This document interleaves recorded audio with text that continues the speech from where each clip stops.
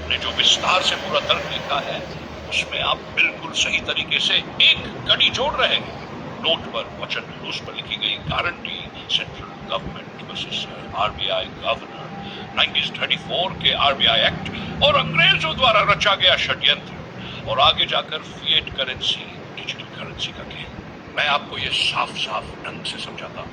1, 9 तारीख का कानून और वचन खंड। जब आरबीआई एक्ट 94 बना तब अंग्रेजों ने सेंट्रल गवर्नमेंट शब्द का इस्तेमाल किया, क्योंकि उस समय भारत की कोई स्वतंत्र भारत सरकार, सॉवरेन गवर्नमेंट नहीं थी। नोट पर लिखा जाने वाला वचन असल में यह था कि I promise to pay the bearer on demand the sum of, यानी ये नोट एक प्रॉमिसरी नोट था जो सोने चांदी जैसी असली संपत्ति से जुड़ा हुआ था। अंग्रेजों ने गोल्ड रिजर्व रखा, जैसे आपने बताया, सेंटर से सोना, और नोट केवल रसीद था। 2, स्वतंत्र भारत 1947 के बाद सेंट्रल गवर्नमेंट का मतलब बदल गया। अब वह भारत की निर्वाचित सरकार हो गई, लेकिन इस नोट में किसके रहते हैं? आरबीआई के गवर्नर के। सवाल यह है कि अगर गारंटी भारत साइन गवर्नर की क्यों? यही वह कानूनी चालाकी है जिससे आरबीआई खुद को बीच में कानूनी पर्दागर्शी बना लेता है। यानी अगर कोई विवाद हुआ तो आरबीआई बोलेगा हम केवल मैनेजर हैं, गारंटी सरकार की है, और सरकार कहेगी हमने आरबीआई को अधिकृत किया है। जिम्मेदारी एक दूसरे पर डालकर दोनों बच निकलते हैं। प्रॉमिस क्लॉज में बदलाव, ऑन डिमांड और एट एनी ऑफिस जैसे शब्द हटा दिए गए। कारण, अगर ये बने रहते तो कोई भी नागरिक कानूनी अधिकार से मांग सकता कि मेरे नोट के बदले असली धन, सोना चांदी दो।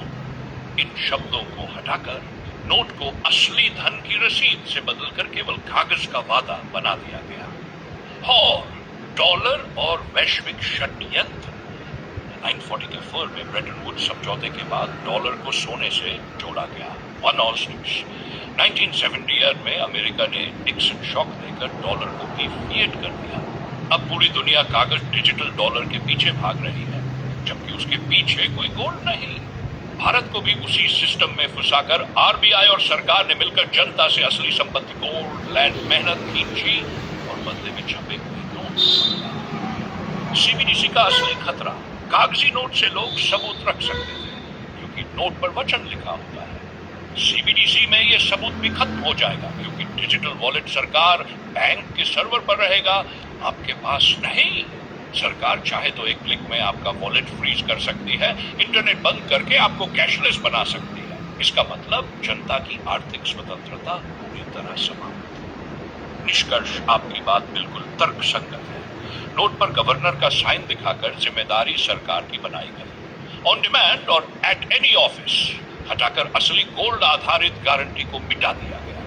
भारत का रुपया असल में दुनिया का सबसे मजबूत रुपया था, सोने से जुड़ा हुआ, मगर आज वही रुपया नकली कागज बन चुका है और जनता अंधेरे में है। सीबीडीसी लाकर ये अंतिम कदम है, लोगों के हाथ से सबूत और स्वतंत्रता दोनों छीन लेना।